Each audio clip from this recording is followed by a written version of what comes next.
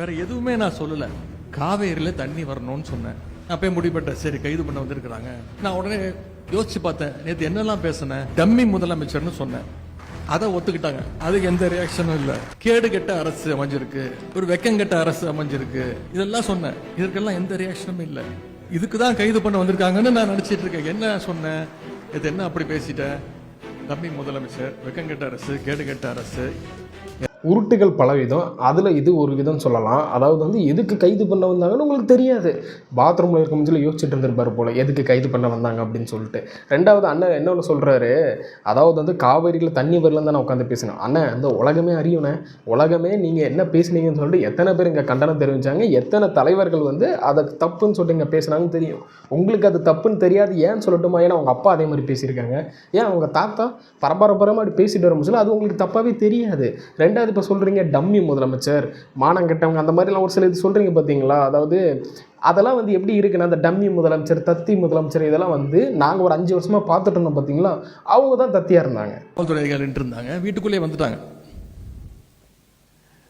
எதுக்கு வந்திருக்கீங்கன்னு கேட்டேன். ஐயா நேற்று நீங்கள் தஞ்சாவூரில் பேசியிருக்கீங்க. ஆமாம் பேசுனேன். அதுக்கு என்னன்னா அது விஷயமா கைது பண்ண வந்திருக்கோம். காலைல 8:15 இருக்கும். காவல்துறை அவர்கள் வீட்டுக்குள்ளே வந்துட்டாங்க. எதுக்கு வந்திருக்கேன்னு கேட்குறீங்க. ஆமாண்ணே, உட்காந்து பொங்கலும் புளியோதரை பொங்கித்தாங்க, நான் அதை உட்காந்து சாப்பிட்டு போகிறேன்னு சொல்லிட்டு வந்திருக்காங்க. ஆனால் நீங்கள் நேற்று பேசுனதுக்கு, அதாவது அன்றைக்கி பேசுனதுக்கு உங்களுக்கே தெரியும் நம்மளை தூக்க போகிறாங்க அப்படின்னு சொல்லிட்டு தெரியும். ஏதோ தெரியாத மாதிரியே மெயின்டைன் பண்ணுற மாதிரி அண்ணன் ஒரு உருட்டுறீங்களே. உருட்டுறதுல உங்களை மிச்சம் யாருமே அடிச்சிக்க முடியாது. ஸோ எனக்கு தெரிஞ்ச சைமனுக்கு போட்டி அண்ணன் வந்தாலும் வந்துடுவார்னு நினைக்கிறேன். குறிப்பாக ஜென்சி இளைஞர்கள், இந்த ஜென்சி இளைஞர்களை பார்த்து இந்த அரசு பயப்படுது. அதனாலதான் அவங்கள குறி வச்சு தூக்குறாங்க. ஜென்சி இளைஞர்களா? யாரு? அந்த தற்கொலை முழு தற்கொலையா இருக்கிறாங்களா அவனுங்களா? இல்லைன்னா விஆர் ப்ரோடு கொத்துசுன்னு சொல்லிட்டு அங்கே கொத்துசு வேலை பார்த்துட்டு இருக்காங்களா அவனுங்களா? இல்லைன்னா பேசவே தெரியாமல் தற்கொலைத்தனம் பண்ணிட்டு இருக்காங்களா அவனுங்களா? அவனை பார்த்து யாரும் பயப்படலைங்க. அவனை பார்த்தா கோமாளியாக இருக்குது.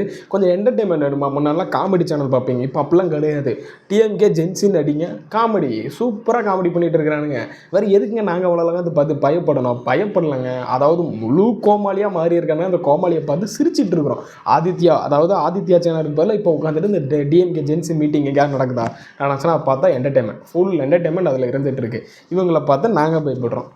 ஆளுங்கட்சியே போய் கோர்ட்டில் போய் சொன்னாங்க, எதிர்கட்சி தலைவரை போய் கைது பண்ணுற ஐடியாலாம் எங்களுக்கு இல்லை, விசாரிச்சுட்டு விட்டுருவோம்.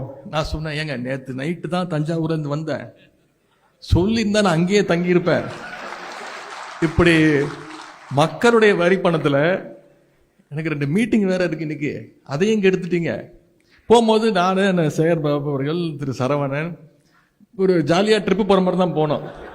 ஆனால் மாசம் ஜாலியாக ட்ரிப்பு போனால் தான் நாங்கள் தமிழ்நாடே உட்காந்து பார்த்துட்டு இருந்துச்சுண்ணே. யார் ஜாலியாக ட்ரிப்பு போனாங்க? ஐயோ தூக்கிட்டாங்களேன்னு சொல்லிட்டு அன்றைக்கி ஃபுல்லாக உங்களுக்கு படப்படப்புலன்னு சொல்லிட்டு உங்கள் நெஞ்சில் மனசில் கை வச்சு நீங்கள் சொல்லுங்கள் பார்க்கலாம்.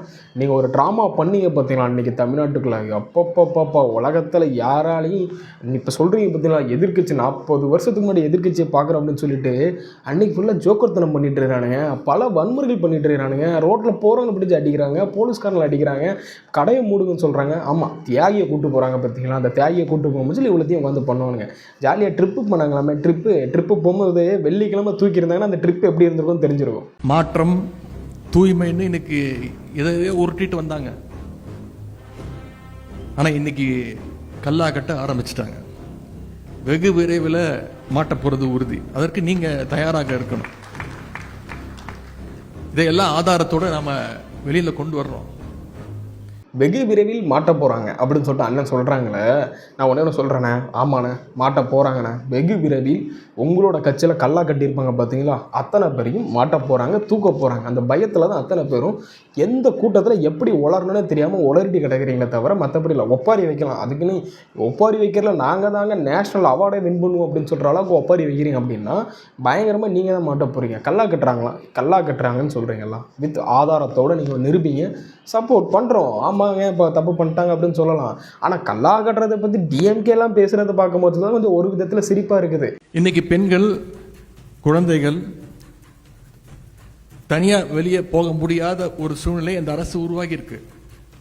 கோவையில் இவங்க என்னன்னு சொல்லி ஆட்சிக்கு வந்தாங்க, போதைப் பொருளை ஒழிப்போம்னு சொன்னாங்க. போதைப் பொருளை ஒழிப்பை பற்றிலாம் நீங்கள் உட்காந்து பேசலாமாண்ணே? அதுக்கெலாம் ஒரு தகுதி வேணுண்ணே. அதாவது அதை பற்றி பேசுகிறதுக்கெலாம் மனுஷனுக்கு ஒரு தகுதி வேணும்.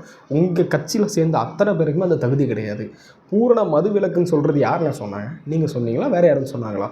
நீட்டு அதை ஒழிப்பேன்னு சொன்னது. நீட் ரகசியம் இன்ன வரைக்கும் எங்கேயா பூட்டி சாவி எங்கேயுமே மறந்து வச்சிட்டிங்களா?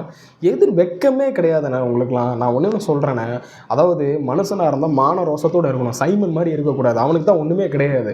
அதே மாதிரி நம்மளும் இருக்கலாம். அவனை மாதிரி நம்மளும் இந்த கூட சேர்ந்து கெட்டு போயிடாதீங்க. ஏற்கனவே பாதி தத்தி இதில் அவன் கூட சேர்ந்தால் இன்னும் கொஞ்சம் முழு தத்தியாக மாற்றி விட்ருவார். அப்படி இருக்கும்போது நீங்கள் வந்து இந்த போதைப் பொருளை பற்றிலாம் நீங்கள் உட்காந்து சொல்லிட்டு இருக்கிறீங்க. ட்ரக் ஃப்ரீ சொசைட்டின்னு சொல்லிட்டு நீங்களும் ஒன்று பண்ணீங்களே, நீங்கள் என்ன பண்ணி கிழிச்சிங்க? எனக்கு தெரிஞ்சு நான் அந்த 5 வருஷத்தில் அவ்வளோ இதை வெளியே கொண்டு வந்துட்டு இருக்காங்க. இந்த 3 மாதத்துக்கு அந்த ட்ரக்ஸ் விஷயமா அவ்வளோ இடத்துல என்னால் பார்க்க முடியுது. வெளியே வந்துக்கிட்டே இருக்குது. பாதி பேர் பயத்தில் இருக்கிறானுங்க. ஐயோ நம்ம இதனால் நம்ம ஃப்யூச்சர் என்ன ஆகுமோ அப்படின்னு சொல்லிட்டு. பட் உங்கள் ஆட்சியில் அப்படி கிடையாது. சர்வ சாதாரணமாக இருந்துச்சு. நீங்கள் இது வரைக்கும் இத்தனை வருஷத்தில் பண்ணி வச்சதை 3 மாதத்தில் கிளிக்கணும்னா இங்கே யாராலையும் பிடுங்கி தள்ளிட முடியாது. எடுக்கும் கண்டிப்பாக. எனக்கு தெரிஞ்சு இதை டோட்டலாக கம்ப்ளீட் ஆகிறதுக்கு எனக்கு தெரிஞ்சு 2 இயர்ஸ் எடுக்கும். அந்த சோர்ஸே கட் பண்ணணும். பட் இவங்களே மாதிரி டிவிக்கே விட்டுருந்துச்சுன்னா தப்பு. அதுக்கு நான் ஆதரவு கொடுக்கல. பட் 3 மாதத்துக்குள்ள இவர் பிடுங்கி தள்ளிடுவாங்க. 5 வருஷம் பிடிங்கிட்டா இருந்தேன். நீங்கள் 5 வருஷம் நீங்கள் என்ன பண்ணிட்டு இருந்தீங்க? நான் ஒரே ஒரு கொஸ்டின், போதை ஒழிக்கிறதுக்கு 5 வருஷம் இந்த டிஎம்கே அரசு என்ன பண்ணிச்சு? ஒன்று சொல்லுங்கள். இன்ன வரைக்கும் கிடைக்குதுன்னு உட்காந்து சொல்லிட்டு இருக்கீங்களா? அப்போ யார் ஊக்குவிச்சிட்டு இருந்தீங்க? ஊட்டி வளர்த்தது யார்? நீங்கள் தானே. அப்போ இதெல்லாம் உங்கள் கண்ணுக்கு எதுவுமே தெரியாதாங்க? நம்மள 5 வருஷம் இப்படி தானே பண்ணிட்டு இருந்தோம் அப்படின்னு சொல்லிட்டு கொஞ்சமாவது மூளை இருக்கிறவங்க இந்த மாதிரி பேசிகிட்டு இருக்க மாட்டீங்க. காமெடி ஜோக்கராக தான் இருக்குது. இது ஒரு ஜோக்கர் அணியவே மாறிடுச்சு. திராவிட முன்னேற்ற கழகம் வந்து ஜோக்கர் முன்னேற்ற கழகமாக மாறிட்டு இருக்குது. இந்த மாதிரி தத்திகள்லாம் உட்காந்து பேசிகிட்டு இருந்தால் அப்படி தான் மாறும்னு நினைக்கிறேன். தயவு செஞ்சு கொஞ்சமாவது மூளையை வளர்த்துக்கிட்டு வந்து உட்காந்து பேசுங்க. இந்த சின்ன பிள்ளைத்தனமாக உட்காந்து பேசிகிட்டு இருக்கீங்கன்னா சிரிச்சுக்கிட்டு தான் போய்ட்டுருவாங்க. அப்படியே கடந்து போயிடும். அவனா ஏன் அவன் சொல்லிட்டு போயிடுவாங்க.